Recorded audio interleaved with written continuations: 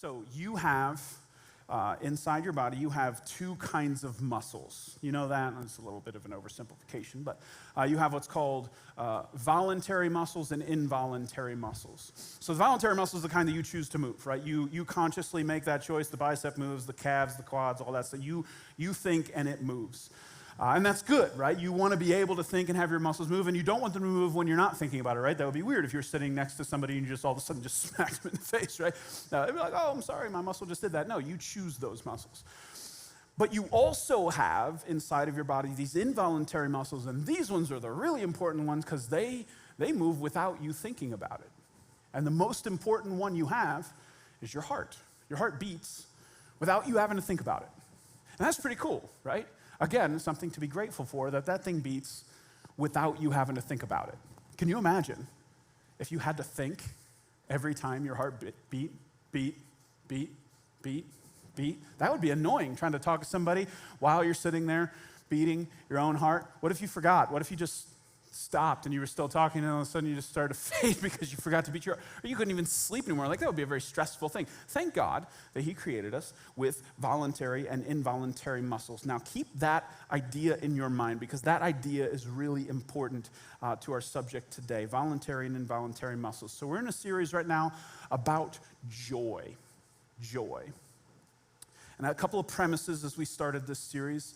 My one premise is that you want joy. You might call it happy, but I believe you want joy in your life. You want that. And second premise, which maybe was surprising to some people, is that God wants your joy. That Jesus wants you to have joy as well. John 15:11. This is Jesus speaking. He says, I have told you these things so that you will be filled with my joy. Yes, your joy will overflow. Crazy that Jesus is saying that he wants you to have joy. Not a little bit, not an average amount, but overflowing joy in your life. So you want joy, God wants you to have joy, and the big question we're looking at in this series is, if that's true, that you want it and God wants it for you, why don't you have it? Why don't you have joy? If you want it and God wants it for you. So we're taking 4 weeks here to look at that question. And today, the specific subject we're looking at is the connection between your joy and your worship. Your joy and your worship. Would you believe me if I told you I actually think this might be the biggest subject when it comes to your joy? What if, like if you're living in your life and you're not satisfied with your joy level, what if that's actually a worship problem? What if you feel like your joy isn't as high as you'd like it to be? What if the reason that is because you have a problem with your worship? That would be crazy, right? Now, you might not, depending on what pops into your mind when I say the word worship, that could be surprising to you. What do you think of when I say, hey, worship, your worship? Now, if you grew up in church, typically, we just think singing, right? Like we just had, the worship part of the service. So you think worship, or maybe it's a playlist on your Spotify, like worship.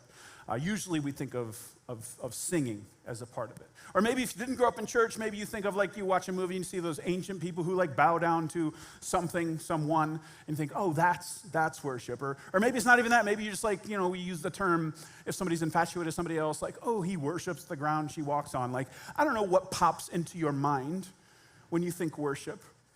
But this is really important. We got to get on the same page with this. So when I say worship, I don't want you thinking a whole bunch of different stuff. I need you to think the same here. So we don't want to just guess at the definition, right? Be good to have the same definition maybe as God has of that term. So what if I locked you in a room with your Bible and just said, read the entire thing and come up with a definition of worship?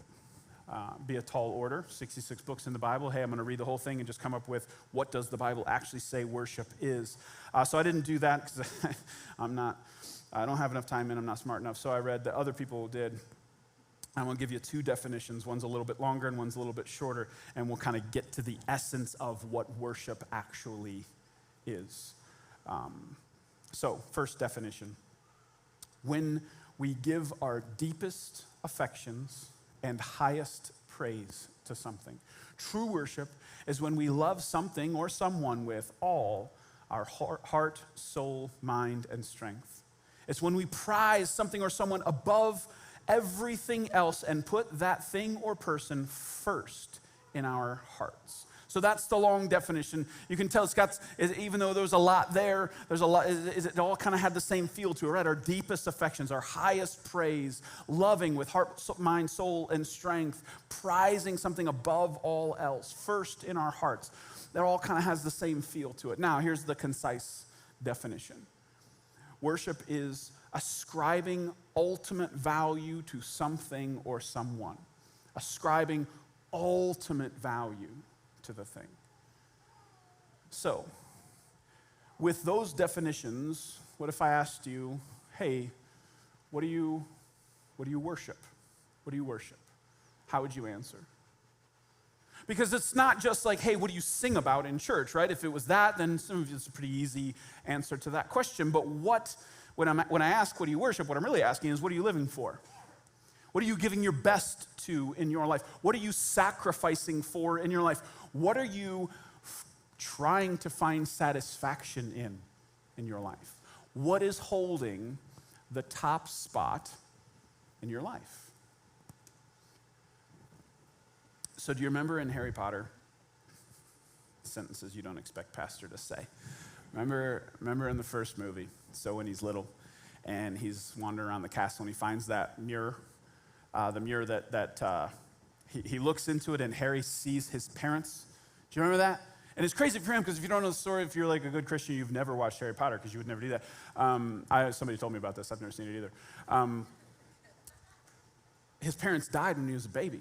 So he's looking in this mirror and he sees his parents and it messes him up because, in the mirror they're like hugging him and doting on him and he's like out of his mind excited. So he goes to get his buddy Ron and he brings Ron back to stand and he wants Ron to see his parents. He's like, hey, check this out, this mirror is showing my parents. And Ron stands there and Harry gets out of the way and Ron doesn't see Harry's parents.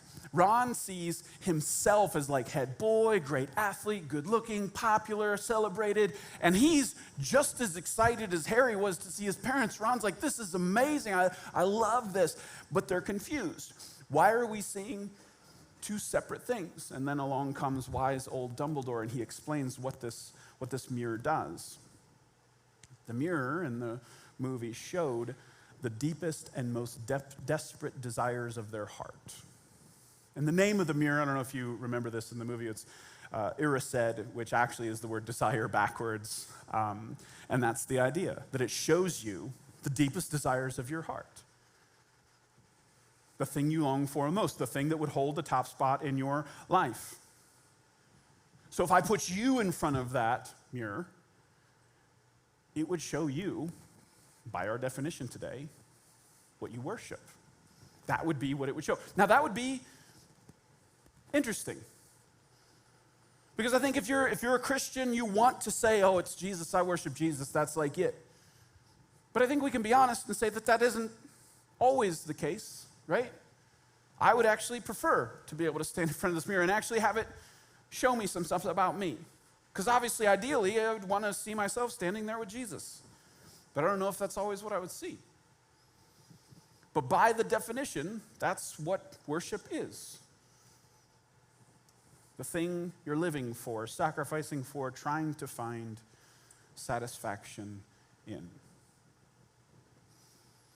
So, if that's true, is worship more like a bicep muscle or a heart muscle? As in, do you choose to worship or not worship, or is your heart just always beating? Have you thought about this before? Because by this definition, it sure sounds like that worship is actually more like a heart muscle, as in you can't help but be worshiping all the time. That you can't choose to turn it on or off because something is always occupying that top spot in your life. What if that's true? What if you are always worshiping? Always. You're always worshiping something. Harold Theologian Harold Best said this about human beings. We were created continuously outpouring. Note that I did not say we were created to be continuous outpours, nor can I imply that we were created to worship. It might not even be safe to say that we were created for worship, because the inference can be drawn that worship is a capacity that can be separated out and eventually regulated to one of several categories of being. I believe it is strategically important, therefore, to say that we were created continuously outpouring.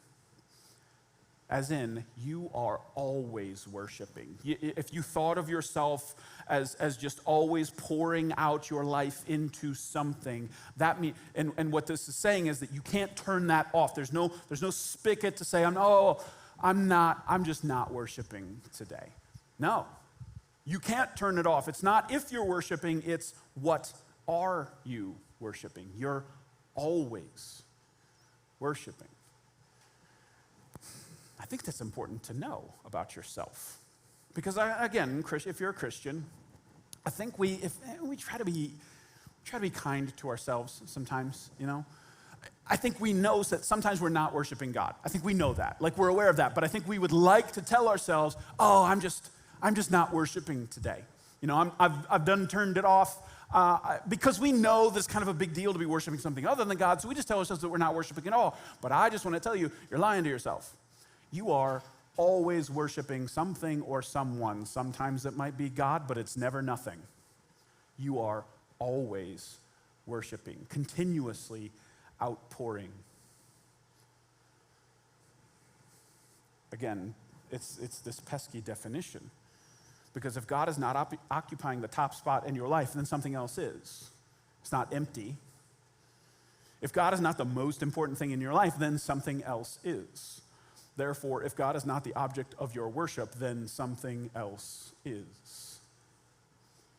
So, worship is this involuntary muscle, that is just beating all the time. Worship, worship, worship, worship, worship, worship, worship. You can't stop it. Thank God you can't stop it. But it's always beating. It's always beating. All right, hold that in your mind. I want to read some verses that if you grew up in church, probably pretty familiar. It's Jesus speaking. It's in John chapter 15. We'll start in verse 5. Again, you've probably heard these verses before. Jesus says, "Yes, I am the vine and you are the branches. Those who remain in me and I in them will produce much fruit. For apart from me, you can do nothing." Remain in me. You've heard this ones before? He uses this illustration. It's supposed to kind of capture our minds. Like, hey, imagine there's a vine, and then you are this branch that's attached to the vine. And he's saying, hey, stay attached, right? Remain in me. There's other translations that say, abide in me. The idea is that you're supposed to stay linked, attached with. Your life depends on being attached to Jesus. Remain, abide, live in, find your satisfaction in. Find your source in Jesus. Notice he didn't say, hey, attach to me once a week, for an hour on Sundays. He didn't say that. He didn't say, hey, 15 minutes in the morning with me. No, he said, stay attached.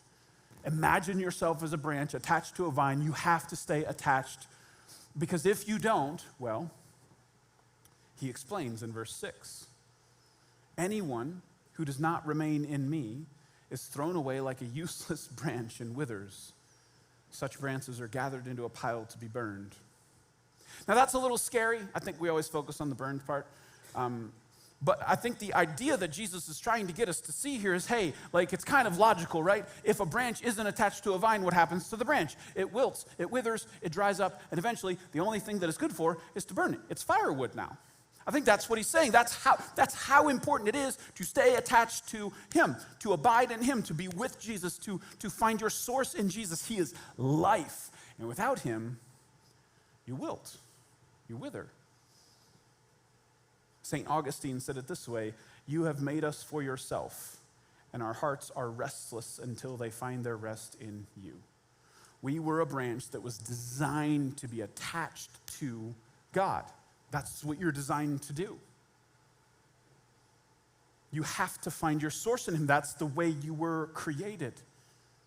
But what happens is, again, if we're honest with ourselves, is we detach from the vine and we try to attach to other things to find our source in other things. But what Jesus is saying here, and this is a great illustration to see how important this is, that the moment you detach from the vine, you start to lose something. And then if you try, what are you going to do? You're going to try and attach to a blade of grass and be like, why isn't this working? I'm going to attach to this dandelion here. Why isn't this working? You need to be attached to him. It is life. Isn't it interesting that we just got done establishing that worship is continual, that it never stops, and Jesus is using this illustration saying, hey, you're a branch that needs to stay attached to a vine like all the time. Same kind of idea. Like, hey, you're worshiping all the time. Jesus says, hey, abide in me all the time, all the time. The ideas are so similar, so similar. You can't help but be worship. You can't help but find your source in something in your life. And Jesus is saying, hey, your life kind of depends on me being that source. Now he continues, he explains this a little further in the next 4 or so verses. Verses 7 and 8, he says this, but if you remain in me and my words remain in you, you may ask for anything you want and it will be granted. When you produce fruit, you are my true disciple. This brings great glory to my Father. Now that's pretty cool. If you read verse 7, you're like, that is awesome. I would like to remain in Jesus because then he'll just do anything I ask, right? So what does that mean? Does that mean we got a genie Jesus? Genie Jesus, poof, what do you need? Poof, what do you need? Boom, got it. All you got to do is remain in him. Did you see that? That's all you got to do. I hope you know that that's probably not what this means.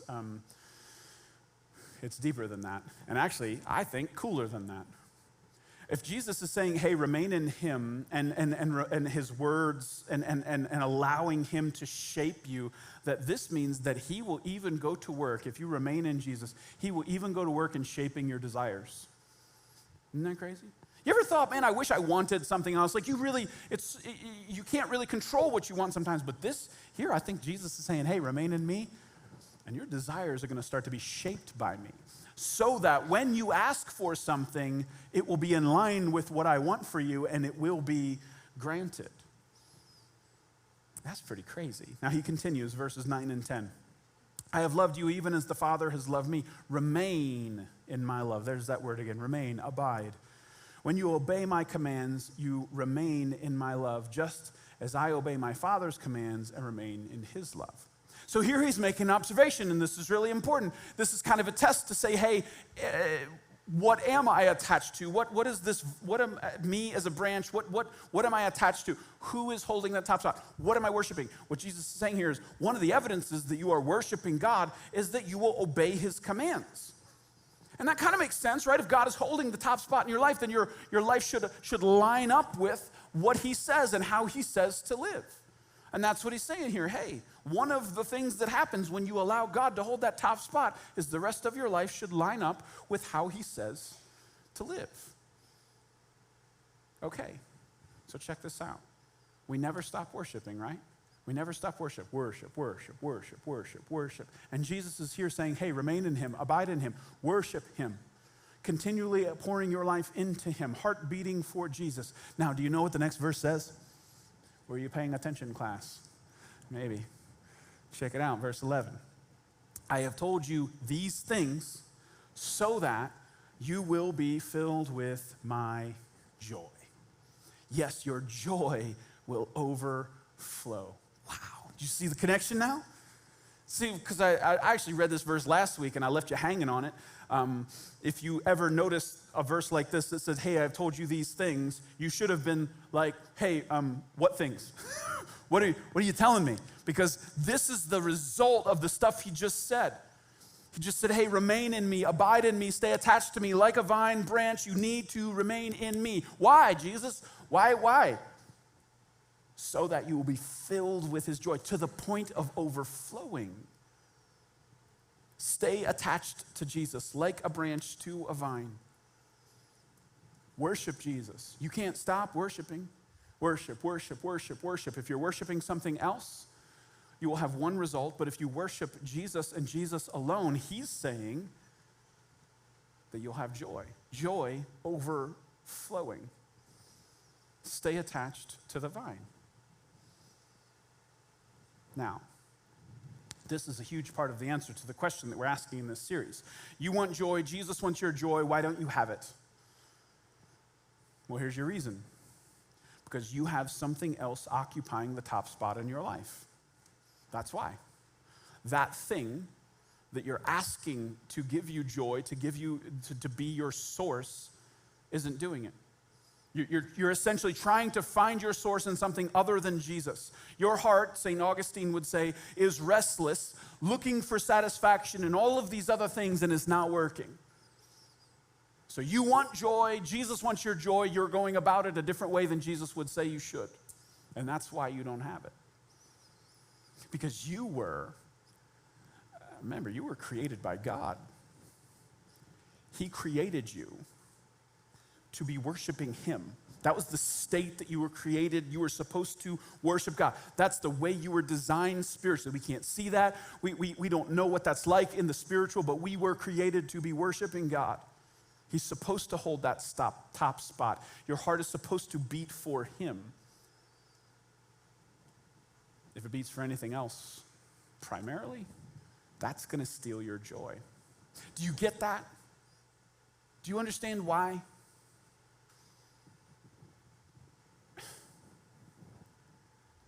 So here, I'll say a sentence and I'll explain it. The reason that works that way, if you're asking anything else to satisfy you, if you're asking anything else to be your source, if you are worshiping anything but God in your life, that thing or person cannot handle the weight of your worship because it's heavy. So let me use myself as an example. I've been married to my wife, Lisa, now for almost 20 years, which is awesome. She was like a month out of high school when I married her. I was 20, she was 18. She still looks exactly the same. So she might be a vampire. I'm not sure. I'm not even kidding. It's actually a little bit eerie. She's just doesn't age. She's awesome. She works hard. She loves her kids. She loves me. She loves Jesus. I love her. She's a great wife. But she would make a terrible God. And here's what I mean by that. Not just like don't give her a lightning bolt. Well, you might not want to. But what I mean is like I can't worship her. I can't put her in the top spot in my life. I can't try to find my satisfaction in her. I can't ask her to fulfill me. I can't ask her to do that because that is an impossible burden for her to carry. I would be asking her to do something that only God can do. So I'd be putting this burden on her that her legs would crumble underneath the weight of that. Satisfy me, fill me, fulfill me, be my source in life. If I ask a human to do that, two bad things are going to happen. I'm going to ruin my relationship with her, and I'm hurting my relationship with God because God's supposed to be the one that plays that role. So if I'm removing myself from God being my source and plugging it into another person, how cruel to ask another human being to be my source. I'm going to ruin that relationship. I'm asking her to do something that only God can do for me. That's why I get so annoyed with like the romantic movies. You know, I know I'm going way back now, but you know that line like, you complete me. And everybody just starts crying. But that's actually awful. Like I get like I know I don't like those movies anyways, but man, when I hear that, I'm like, oh, you just killed her.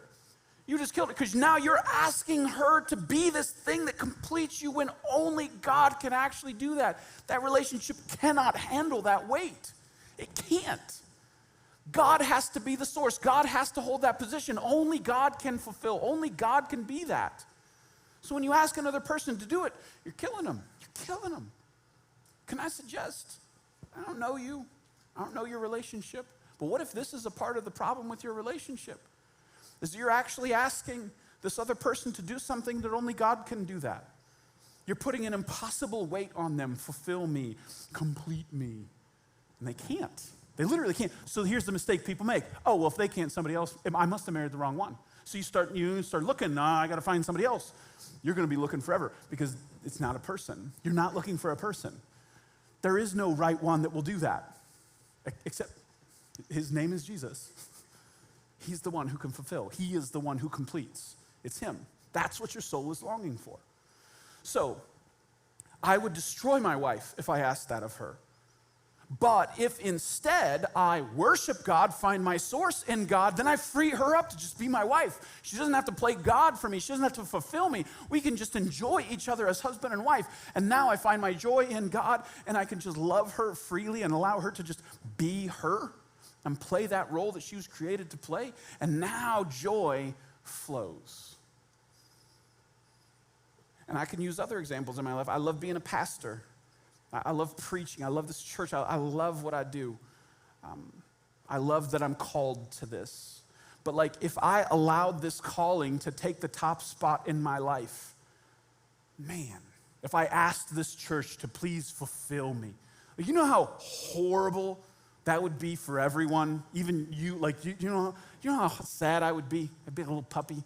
You know, I'd be out there hoping that you compliment me every single week. Like, oh, please say it was good. Because I'd need it.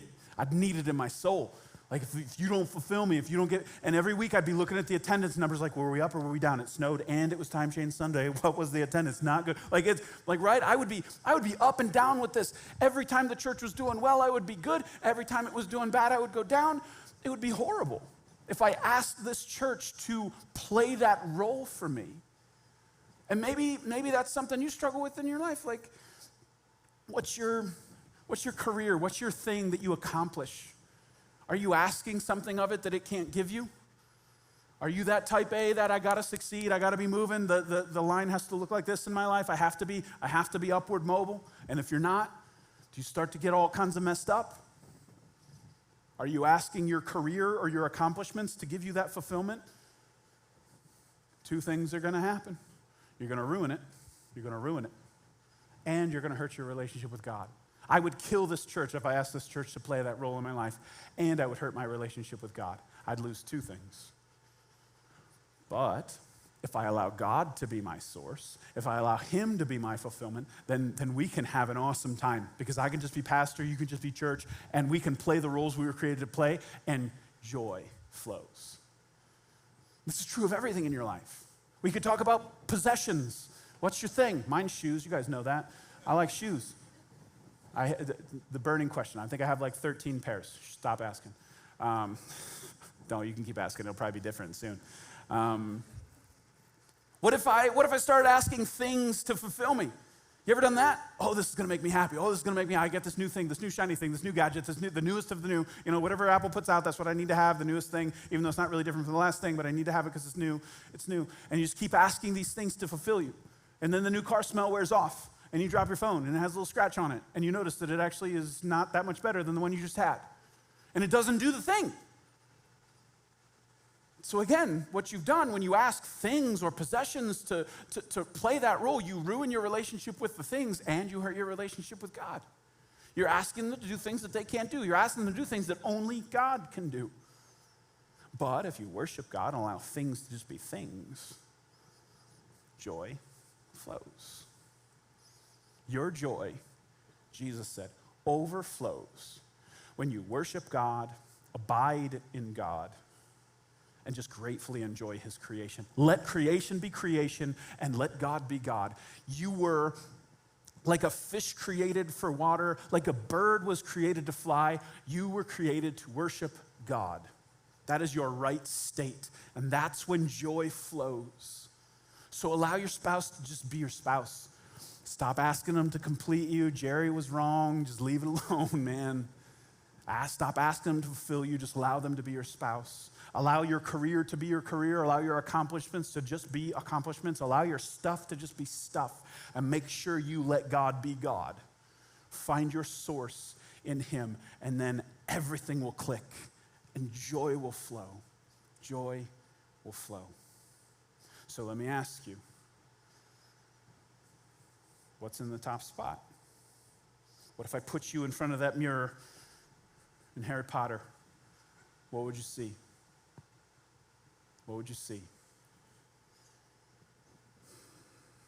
If it's anything from God, you're losing joy. You're living your life beneath, your joy level is lower than it should be because you're trying to find it in things and people and stuff, and it's not going to happen.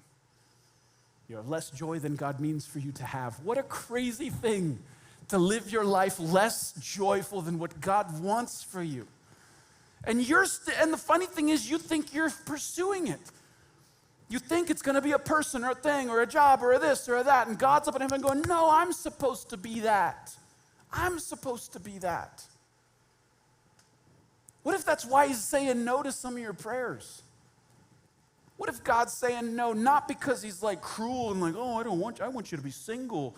God's not. What if God's doing that because he wants you to find your source in him, and if he gives you the thing that he knows isn't going to satisfy you, he's just sending you around another lap of life to figure that out? God wants your joy, overflowing joy.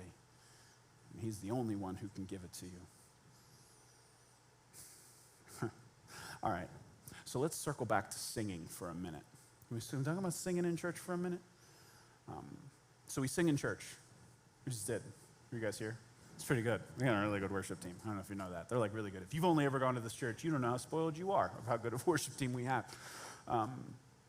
Some churches have people who, like, their grandma said they were good at singing and they get to sing, and we don't do this way here. So do you guys know? You know what I'm saying? No? Okay. You know, this church used to be, like, I've been lead pastor of this church for 13 years, and no offense to the people from the past, but man, we've had some interesting worship teams in times gone past, some interesting things that have happened. So I'm super grateful for the team that we have now. When we sing together, we call that worship, right? That's what we say. That's the kind of language we use here. Now, is that perfectly, exactly accurate? Some people, those theological, like, gonna correct every little thing, little Poindexters who want to say, that's not what worship is. Okay. If we wanted to be exactly precise, we could say that singing together in church is an expression of worship. It isn't worship itself, but it is an expression of worship. I don't need to get all caught up in that. I'm fine with us calling it worship. I'm fine with that. But I think worship can play two roles, and here's who I want to talk to today. They say that a church will take on the personality of the lead pastor, so I'm sorry for that. And if that's true, then we have a lot of people in here who maybe the whole singing thing is a little harder for you because it's harder for me. That's not my natural thing. Jonathan, he was born for this, man. He's up here, he's doing his thing, like that's what God created. I'm not that. And I've had times like in my Christian walk here for the past a lot of years where I like just didn't get it at all. Like I would walk into church and I'd sit towards the back. And I'd do that thing, you ever, maybe some of you do this. You ever do the worship creeper thing where you watch other people worship? Creeper. But if you don't get it, it's a little bit fascinating, right? Because you watch people and they got their hands raised. And they got their eyes closed. And they maybe even look like they're in pain a little bit. And you're like, what is that, right? Like, and if you're like me, you're curious. You're maybe a little bit jealous. You want to know, like, what is going on there? And you just don't get it. And if that's you, I want to speak, or maybe even worse. You see this up here. We built this stage like 4 times bigger than it was. You know why now, right? Because they're always up here moving around. Maybe you see that and you're like, I don't get that. I don't get that. So I want to say that the expression of worship through song is supposed to play 2 roles in your life. 2 roles. And it will be one or the other depending on where you're at that day. And I think both roles are important. So the first role, I'm just going to let C.S. Lewis say it. He says it better. This is what he says. Is the first role worship should play in your life. I think we delight to praise what we enjoy because the praise not merely expresses, but completes the enjoyment. It is its appointed consummation. It is not out of mere compliment that lovers tell each other how beautiful they are. The delight is incomplete till it is expressed. It is frustrating to have discovered a new author and not be able to tell anyone how good he is. Or to come suddenly along the turn of a road upon some mountain valley of unexpected grandeur and have to keep silent because there's no one to share it with. Or to hear a good joke and find no one to hear it. The chief end of man is to glorify God and enjoy him forever. But shall we then know that these two are the same thing? To fully enjoy is to glorify. In commanding us to glorify him, God is inviting us to enjoy him. I know there's a lot there, but essentially his argument is that expressing something is the completion of enjoying the thing. If you have a spouse and you say, man, you're just so beautiful, that was the completion of your enjoyment of them. You enjoy it, you like looking at them, that's awesome, and then you tell them, and that's the completion of the thing. Can you imagine like getting to the edge of the Grand Canyon and just standing there and going, okay, and then walking away? Like, we don't do that as humans, right? What Lewis is arguing is that when you are moved on the inside, it is natural for it to come out. That something happens on the outside that shows what's happening on the inside. So when we sing together, it is supposed to be this natural thing of what is happening. This truth on the inside is supposed to come out of our mouths together. And we're supposed to, this is the completion of our worship of God. When we come together and we declare these things about him. We direct our attention to him. We ascribe ultimate value to him. It's the completion. The only way it doesn't come out is if you stop it. You stop it, right? You stop yourself from doing that. Maybe I feel weird singing, or I feel weird doing any of those things, or you have any number of things that could prevent you from wanting to do that. But I just want to encourage you.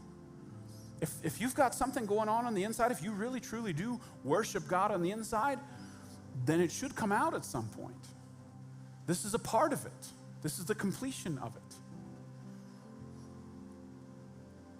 Song puts to words the internal state of your soul. We express it. That's the first role that singing can play in your worship of God.